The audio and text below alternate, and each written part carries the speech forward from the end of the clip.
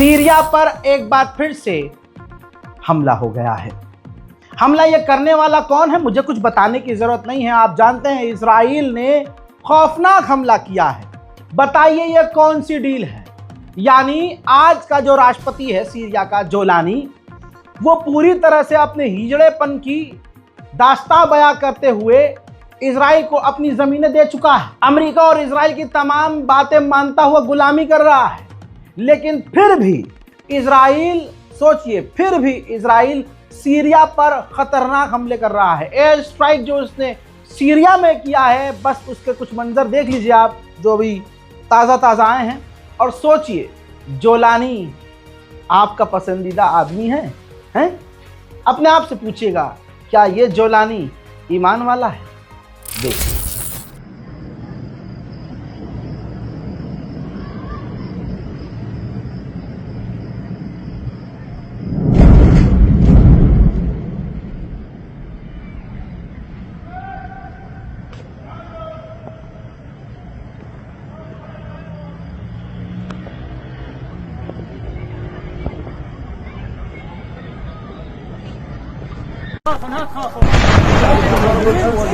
حمص استهداف إحدى القطع العسكرية.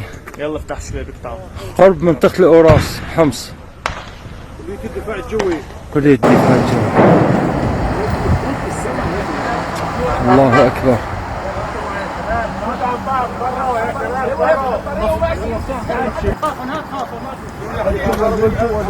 حمص استهداف إحدى القطع العسكرية. अल्लाहु अकबर। अब सीरिया ने क्या किया, मैक्सिमम क्या कर सकता है? निंदा की निंदा कि इजराइल ने जो हमारी सरजमीन पर हमला किया है हम उसकी निंदा करते हैं। यह है औकात आपके जोलानी की। वो जोलानी जिसने गोलान हाइट इजराइल को दे दिया, वो जोलानी सीरिया के अलग अलग इलाकों को वो इजराइल को देने को तैयार है। वो जोलानी जिसका स्वायदा का इलाका और वहां स्वायदा में रहने वाले लोग पूरी तरह से इजराइल के समर्थन में और कह रहे हैं कि यहां कब्जा कर लो। ना वो स्वायदा को कंट्रोल कर पा रहा है, ना बॉर्डर के इलाके को कंट्रोल कर पा रहा है आपका जोलानी। जो बंदा आतंकवादी संगठनों का लीडर हुआ करता था, दुनिया से छुपता फिरता था, उसको आप किसी देश का राष्ट्रपति बना दोगे तो भाई वो तो लग्जरी लाइफ एंजॉय करेगा ना फटीचर। वो क्या करेगा?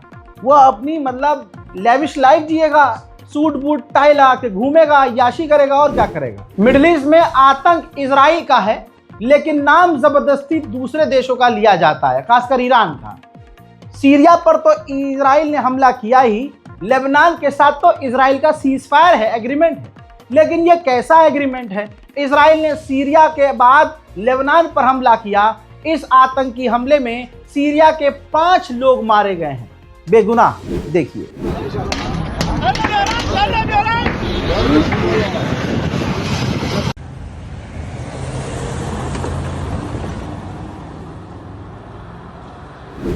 उधर हिजबुल्लाह ने ऐलान किया है, जिसके खिलाफ अमेरिका और इजराइल ऑपरेशन कर रहे हैं।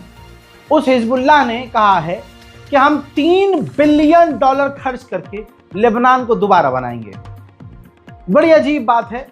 ऐसा, नो ऑफेंस प्लीज, जिस संगठन में ताकत नहीं बची, जिनका सबसे बड़ा रहनुमा नसरुल्लाह कत्ल कर दिया गया, इनकी खुद की सिक्योरिटी में इतने ब्रीच थे कि भैया नसरुल्लाह की लोकेशन तक इजराइल को पता चल गई। वो संगठन जिस देश की गवर्नमेंट इसको सपोर्ट अब नहीं कर रही है, बल्कि इस संगठन से कहा जा रहा है कि हथियार डालो, वो संगठन $3 बिलियन लाएगा कहां से? ये बड़े हैरत की बात है। ट्यूनीशिया एक अरब मुस्लिम देश है। आज जितने भी अरब देश हैं सब अपनी मदर सिस्टर एक करवा के इजराइल का सपोर्ट कर रहे हैं। ट्यूनीशिया के समुंदर के इलाके के करीब ही जो ये समुद्री काफिला गाजा जा रहा था, फ्लोटिला, जिस पर ड्रोन हमला इजराइल ने किया, तो यह ट्यूनीशिया की जिम्मेदारी थी कि उसके इलाके में ड्रोन हमला किसने किया। तो अब ट्यूनीशिया ने क्या कहा? ट्यूनीशिया ने जवाब दिया कि भैया ये कोई ड्रोन स्ट्राइक नहीं था, ये तो सिगरेट की आग थी, किसी ने सिगरेट फेंकी थी। अब ट्यूनीशिया इस हरामी से कोई ये पूछे कौन सा वो इंसान था जो आसमान में जहाज या हेलीकॉप्टर पर बैठा हुआ सिगरेट पी के नीचे फेंक रहा था, या फिर नीचे से कोई सिगरेट ऊपर कौन उछाल रहा। मतलब आप अरब को देखिए, अरब के पास दिमाग तो है नहीं, अल्लाह ने पैसा दे दिया। अब इनके पिछवाड़े में डर यह है कि अब भाई हर जगह डेमोक्रेसी है और इसके नाम पर जो है हमारी कुर्सी न छिन जाए, तो चलो इजराइल और अमेरिका की बात मानते हैं और अपनी सरकार बचा कर रखते हैं। ट्यूनीशिया ने पूरी तरह से इजराइल को बचाया ये कहते हुए ये कोई अटैक नहीं था, लेकिन चश्मदीद जो उस नाव पर सवार थे वो ये कह रहे हैं कि काफ़ी देर से ड्रोन उड़ने की आवाज़ हमारे ऊपर आ रही थी और उसके बाद ड्रोन ने हम पर हमला किया। ये रहा video. So a drone clearly about 4 meters above my head. Called someone. We were looking at the drone just above our heads, really. It stopped close to us and then moved slowly to the forward part of the ship and dropped what was obviously a bomb on the forward part of the deck. There was a huge explosion, lots of fire, big flame. It's a small or big? It had Small or big one? The drone. The drone. Small or the big? drone. Number one. This size, more or less. I don't know if that's normal or not, but it was a drone carrying a bomb. It dropped the bomb on a pile of life jackets. There was a big flame that we had to fight. Can we just be absolutely certain about this? Because there's a lot of people in the port who were saying that they didn't see an explosion, they only saw a fire. Can we be absolutely certain that this was a drone attack? Let me be clear, 100%. उधर दोस्तों आगे बढ़ते हैं। हुतीज ने एक बार फिर से Israel की तरफ एक ड्रोन छोड़ा। वो ड्रोन इजराइल तो पहुंचा नहीं, लेकिन इजिप्ट के सनाई में ये गिर गया। मेरा मानना ये है ये गिरा नहीं है, ये हराम के पिल्ले इजिप्ट ने ही मार कर गिराया होगा। कुछ दिन बाद ये रिपोर्ट सामने आ जाएगी। इजिप्ट क्योंकि खुद गद्दार है, इजिप्ट के राष्ट्रपति जो हैं खुद इजरायली अपनी पत्नियों के साथ कमर में हाथ डाल के मौज मारते हैं। यह आदमी कैसे मतलब इजराइल के विरोध में कुछ सिर्फ सेना तैनात कर दी है, इसका मतलब ये नहीं है कि वो इजराइल के साथ नहीं है। ऐसे कैसे, मतलब इजराइल के करीब पहुंच गया ड्रोन हुतीज का, लेकिन बस बॉर्डर के पास ही जाकर गिर गया दूसरे देश में। ऐसे कैसे हो सकता है? जाहिर सी बात है इजिप्ट ने ही मदद की है। ऐसी हमने बहुत सारी खबरें सुनी हैं, देखी हैं कि जब जंग होती है, खासकर जब ईरान ड्रोन स्ट्राइक करता है या इजराइल पर हमले करता है, तो सारे हमलों को 90% मिसाइल और रॉकेट को ये अरब देश जॉर्डन, इजिप्ट ये सब रोक देते हैं। अब बर्तानिया का नंगापन देखिए। ब्रिटेन ने कहा कि इजराइल कोई भी जेनोसाइड नहीं कर रहा है, जहां बड़े बड़े देश ये कह रहे हैं। दुनिया की तमाम तंजीमें और ऑर्गेनाइजेशन, ह्यूमन राइट ऑर्गेनाइजेशन ये वेरीफाई कर चुकी हैं कि इजराइल जेनोसाइड कर रहा है। वहां ये बर्तानिया की सरकार ने कहा कि इजराइल कोई भी जेनोसाइड नहीं कर रहा है, लिहाजा हम F-35 फाइटर जेट के पार्ट्स इजराइल को दे सकते हैं, बेच सकते हैं। वहीं स्विट्जरलैंड, ये देखिए, स्विट्जरलैंड के डॉक्टर्स भूख हड़ताल पर बैठे हैं। मांग है कि गाजा के अंदर नरसंहार बंद किया जाए। मांग है कि इजराइल गाजा के अंदर हमले बंद करे, सिविलियंस को कत्ल करना बंद करे। मोहतरम हजरात, आप समझ सकते हैं कि तमाम मुस्लिम और अरब देश खामोश हैं, लेकिन आज गैर मुस्लिम भी फिलिस्तीन के लिए बोल रहे हैं। लानत है हम लोगों पर। हम सब ये अपनी आंखों से देख रहे हैं कि एक मुल्क दूसरे मुल्क पर पूरी तरह से कब्जा करने के लिए नंगा होकर सामने आ गया है। मोहतरम हजरात, इजराइल के प्रधानमंत्री नेतन्याहू ने वीडियो के जरिए धमकी दी है गाजा के लोगों को कि मैं तुम्हें वार्निंग देता हूं, गाजा सिटी खाली कर दो वरना हश्र बुरा होगा। ये है वो वीडियो। זה בדיוק מה שאנחנו עושים. ביומיים האחרונים 50 מגדלים כאלה נפלו. חיל האוויר הוריד אותם. עכשיו כל זה רק מבוא, רק ספתח לפעולה העצימה העיקרית. וזה תמרון קרקעי של כוחותינו שמתארגנים עכשיו ומתכנסים לתוך העיר עזה. ולכן אני אומר לתושבי עזה, אני מנצל את ההזדמנות הזאת ותקשיבו לי טוב. ראו הוזהרתם. צאו משם. ठीक इसी तरह से इजराइल के विदेश मंत्री ने कहा कि हम कोई भी स्टेट जो फिलिस्तीनी स्टेट मांग की जा रही है, हम इसको घोषित नहीं होने देंगे और हम रिजेक्ट करते हैं। We completely reject the current attempts to force Israel to accept a Palestinian terror state in the heart of our tiny land.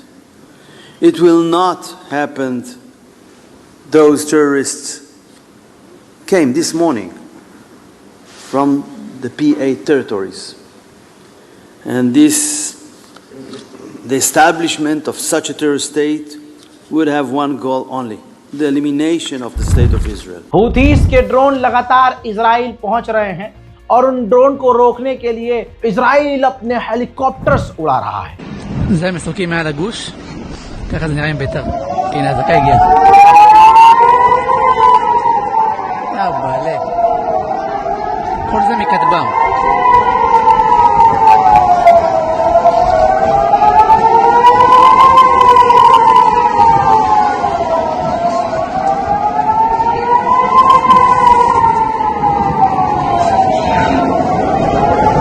وعليه वहीं क्योंकि अब यमन के हूतीस लगातार ड्रोन भेज रहे हैं, तो ये एक फोटो देखिए, धुआं निकलता हुआ आपको जहां से नजर आ रहा है, ये इजराइल है. इजराइल के अंदर एक ड्रोन भले ही खुले मैदान में यमन का, लेकिन जाकर गिरा है. स्पेन के अंदर खेल हो रहा है, अंतर्राष्ट्रीय खेल साइकिलिंग का. तो ये दो तस्वीर देखिए. पहली आप जो लेफ्ट साइड तस्वीर देख रहे हैं, इजरायली जो खिलाड़ी हैं उसने इजराइल का जो है नाम लिखा हुआ, झंडा बना हुआ था, सितारा बना हुआ था. तो वहाँ लोगों ने प्रदर्शन किया और फिर सरकार ने कहा कि जो इजरायली खिलाड़ी यहाँ खेलना चाहते हैं वो अपने कपड़े पर इजराइल नहीं लिखेंगे. तो अब राइट साइड में देखिए, वहाँ चेंज किया गया, उनके कपड़े पर डिज़ाइन चेंज किया गया और इजराइल जो है हटाया गया. अब इन तमाम चीज़ों के बाद अब ये वीडियो देखिए. जब खेल शुरू हुआ तो इजरायली जो खिलाड़ी थे उनके पीछे पीछे फिलिस्तीन का झंडा लेकर प्रदर्शनकारी भाग रहे थे. अनोखा प्रदर्शन है, पूरी दुनिया में इजराइल जलील है. खबर यह भी आ रही है कि कतर हमास पर प्रेशर डाल रहा है कि डोनाल्ड ट्रंप जो आपको ऑफर कर रहे हैं, जो डील आपको दी है, आप उसको एक्सेप्ट कर लो. हालांकि यह मैं परसों ही बता चुका था कि हमास राजी है, हर तरह की डील के लिए राजी है. सिर्फ देखिए ये बकैतियां हैं. जब तक कोई अमल नहीं हो जाता, फाइनल नहीं हो जाता, नजर नहीं आ जाता ग्राउंड पर, तब तक हम लोग, आप लोग इस बात को नहीं मानेंगे कि कोई डील हो रही है. ये सिर्फ अभी तक हम ड्रामा मानेंगे. जैसे 2 साल से डील का ड्रामा चल रहा है, बात हो रही है, बात हो रही है. अरे इजराइल के एक्शन से तो नहीं लग रहा है कि वो डील करना चाह रहा है. और इजराइल पर भरोसा कैसे करें? लेबनान के साथ उस हरामी का सीज फायर था, लेकिन वो रोज बमबारी कर रहा है. तो अगर ऐसा सीज फायर इजराइल करता है तो भैया सीज फायर नहीं चाहिए. अब मैं ये क्यों कह रहा हूं कि सरकार भले ही, किसी देश की सरकार भले ही इजराइल के साथ हो, लेकिन जनता इजराइल के साथ नहीं है. जर्मनी खुलकर इजराइल के साथ है.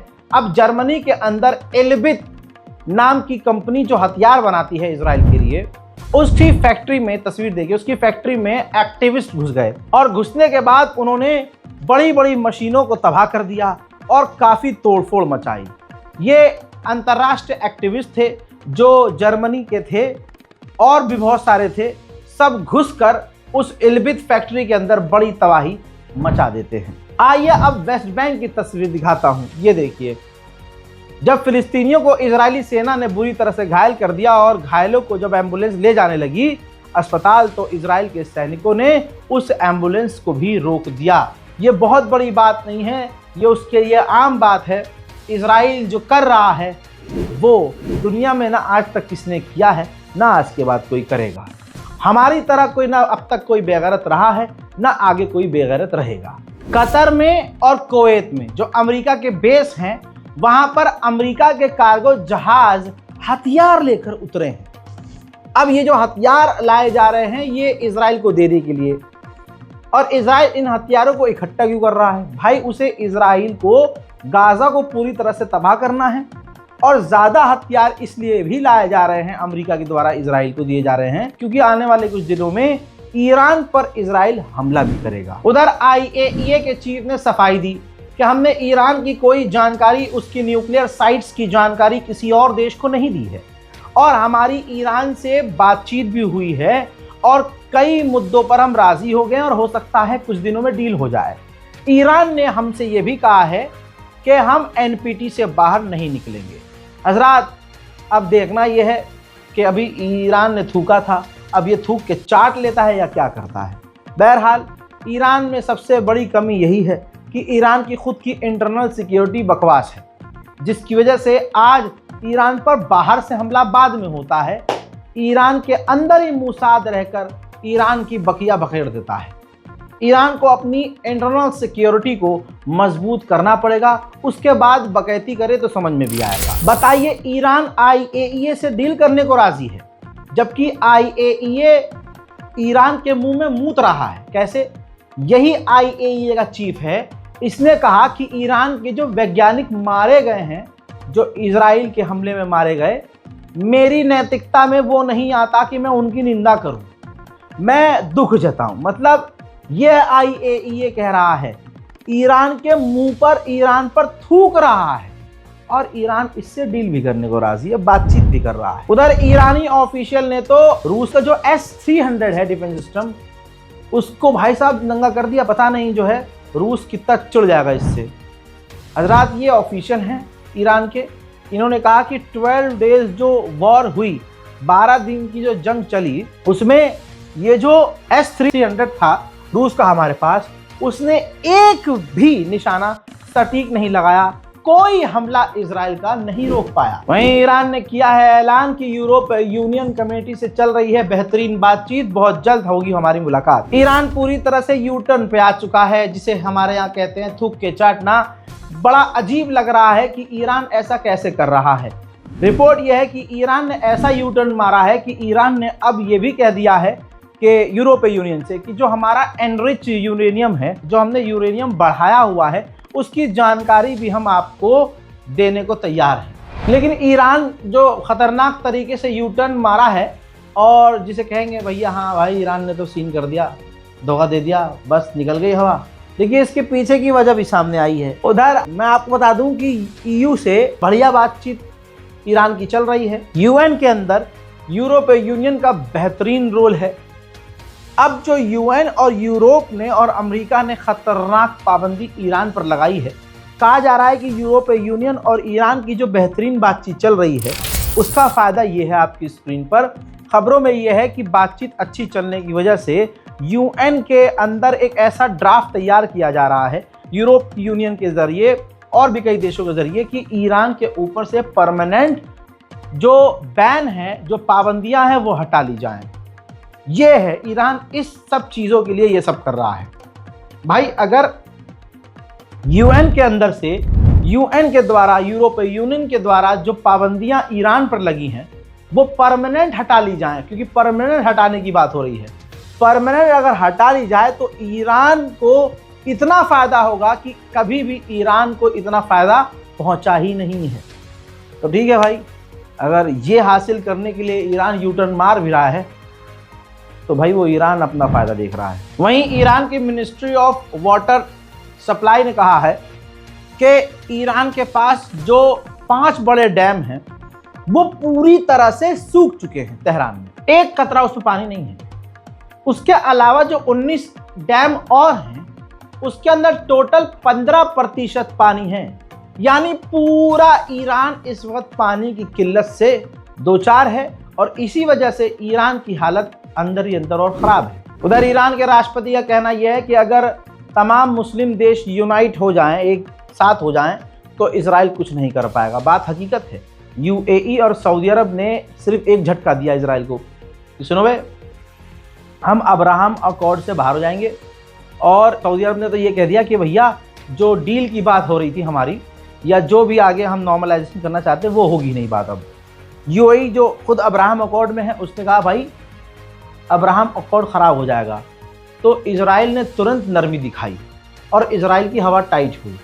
तो दो अगर अरब देश मिल जाते हैं तो इतना बड़ा रिजल्ट सामने आता है। तो अगर सारे अरब देश मिल गए और इजराइल के खिलाफ हो गए, तो अमेरिका और इजराइल की 11 मिनट में ऐसी की तैसी हो जाएगी। उधर ईरान अपनी सेना को और देश की सुरक्षा को और सैनिकों की ताकत को बढ़ाने के लिए 5.5 बिलियन यूरोस की घोषणा कर चुका है।